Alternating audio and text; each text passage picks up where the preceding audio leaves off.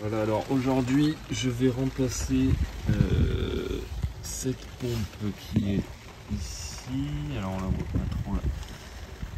J'essaie de montrer avec mon doigt. Voilà, celle-ci, moi elle fait un bruit de merde, elle doit être flinguée. Et du coup je vais la remplacer.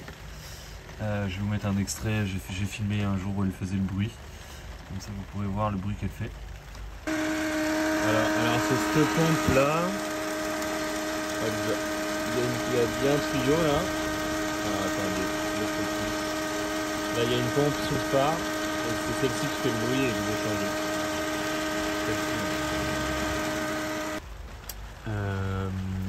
Et donc pour y accéder, on va démonter le phare. Les phares sur cette voiture ils sont faciles à démonter. Il y a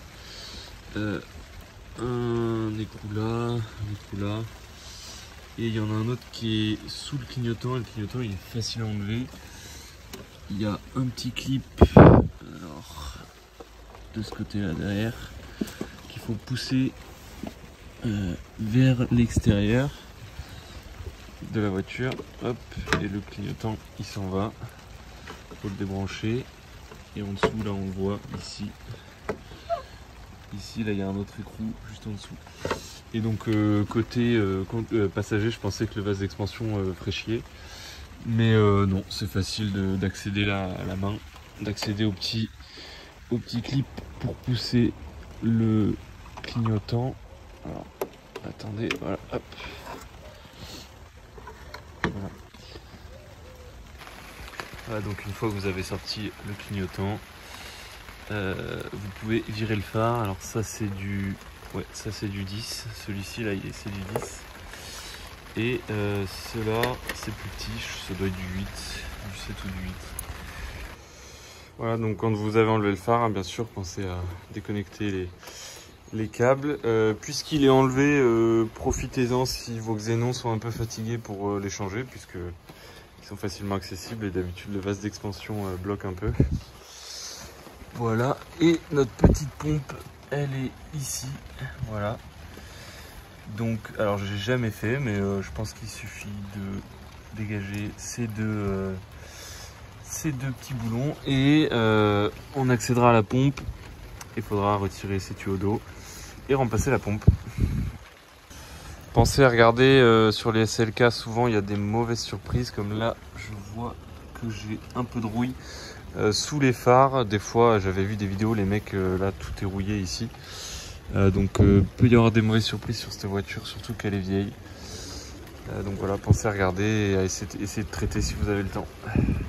Voilà, maintenant que c'est dévissé, alors c'était 2 de 10, je vais débrancher la pompe, et je vais quand même avant, je vais comparer mes pièces, je vais voir les tailles un peu. Alors, là j'ai acheté une Ridex sur Autodoc. Ouais, ça a l'air d'être la même taille. Il y a le même nombre d'entrées de sortie, c'est-à-dire 2. Les 4 petites vis en haut qui sont pareilles. Mécanique sous la pluie. Hein. Ouais, bah je vais la déballer, je vais comparer pour être sûr. Alors, hop. Ouais, elles font la même taille. Ça a l'air d'être la même entrée, là, le plus et le moins.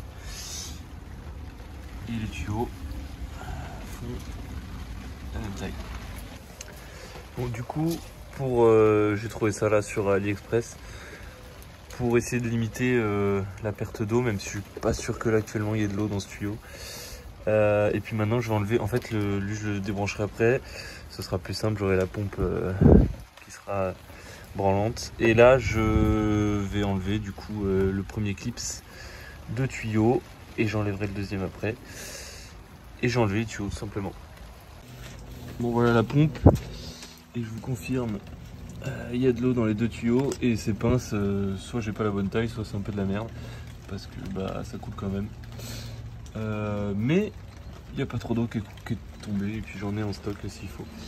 Voilà, alors maintenant il va falloir que je comprenne comment sortir la pompe de la tâche, mais à mon avis soit c'est mis en force, ou enfin je vais voir.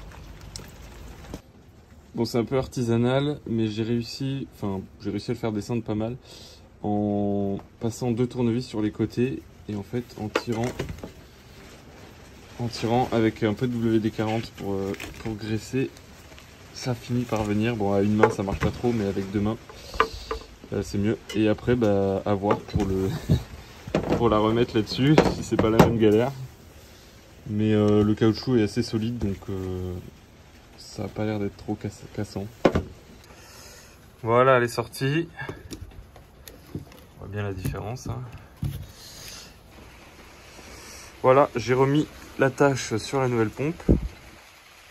Donc c'était plus facile avec le WD-40 que pour l'enlever. Et maintenant, bah, je vais la remonter. C'est parti.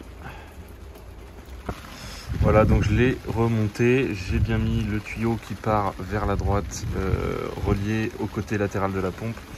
Et le côté, en haut de la pompe, j'ai mis le tuyau, la durite qui part vers la gauche. J'ai nettoyé ici pour que ce soit tout propre. Je vais changer mon xénon parce qu'il est un peu fatigué. Et je vais remonter ce phare. Voilà, phare reposé. Je vais remettre les vis.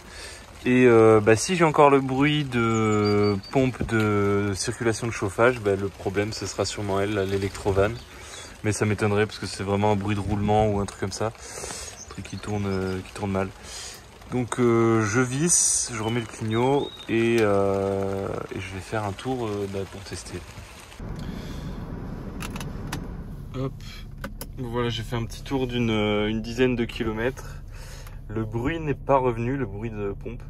Et la chaleur qui sort, elle est beaucoup plus constante. En fait, je m'en rendais pas compte avant, mais j'avais du chaud par intermittence, des fois du très chaud. Là, c'est beaucoup plus stable et du coup, c'est mieux. C'est plus agréable. Voilà, voilà. Donc demain, je fais une 50aine de kilomètres avec et on verra si le bruit revient. Mais normalement, c'est bon, c'est validé. Bon, je viens de la bâcher, mais j'ai roulé une centaine de kilomètres et le bruit n'est pas revenu. Et le chauffage fonctionne nickel, quel que soit le niveau de ventilation que je mets. Donc, problème réglé.